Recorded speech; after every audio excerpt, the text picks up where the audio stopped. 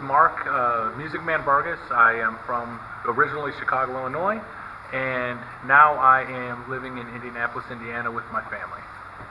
Probably when I was about 7 or 8 years old, you see different, you see these superstars like, Elvis and all these people and Michael Jackson on stage, and I'm like, that looks like a lot of fun. I want to be able to do that.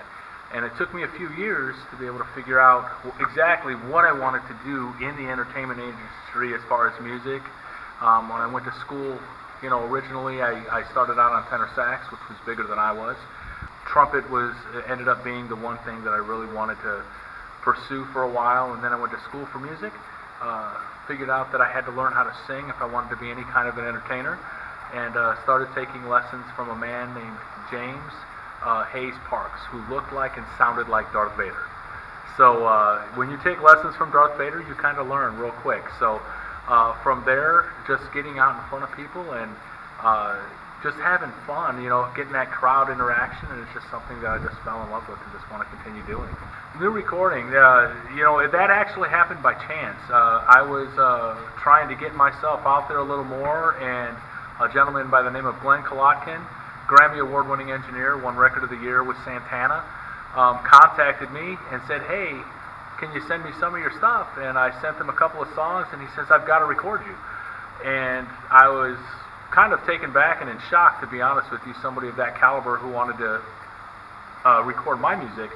And it took almost 2 years to make that happen, but I ended up going down to Florida to do the recording.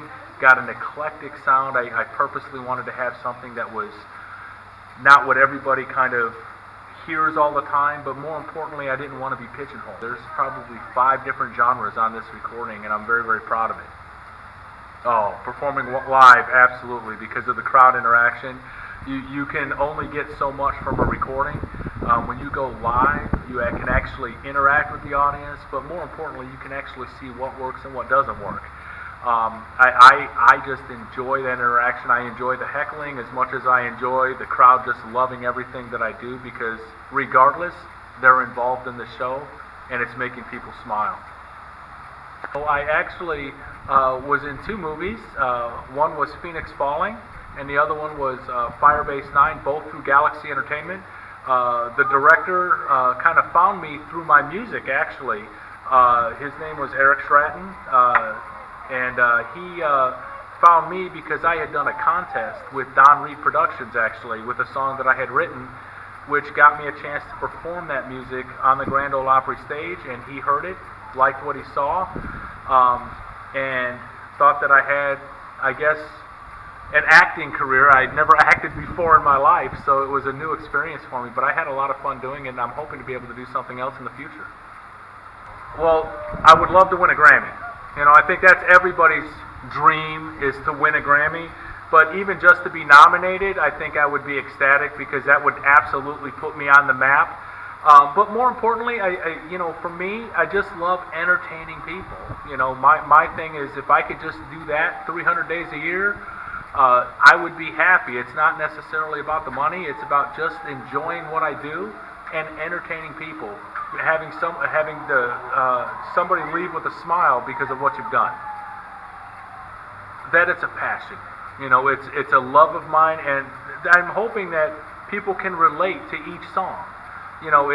Every song has a meaning behind it, but my meaning may not be your meaning, but it may be something that can strike a chord personally with somebody that brings up a happy time in their life, or even a sad time in their life. Just something that kind of connects people. I want to have a connection, and I think that's what my music can kind of bring to people. Probably when I wrote We Are America, I wrote it for September 11th, and a friend of mine told me to send it in to the White House just to see, you never know what's going to happen. And I looked at him, and I thought he was crazy, I'll be honest with you. I said, I'm never going to get anywhere with this. But I sent it in, got a phone call back that the president had heard it, we'll be in touch. Didn't hear anything for like 9 months, so I thought it was a joke. I thought it was him actually pranking me, saying, yeah, we've heard it, the whole 9 yards. So anyways, I got a chance to perform for a 9/11 victims dinner because of that, and it was probably the biggest highlight of my life, just being able to meet and, perform with such a high level with people that were there. I mean, Stevie Wonder was there, a lot of different people were there, so it was a lot of fun.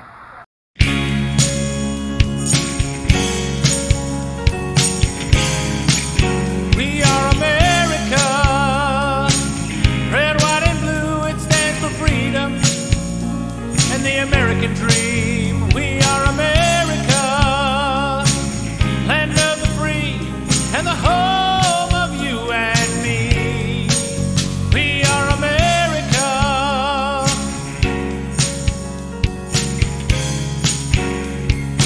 Tragedies among us seem too much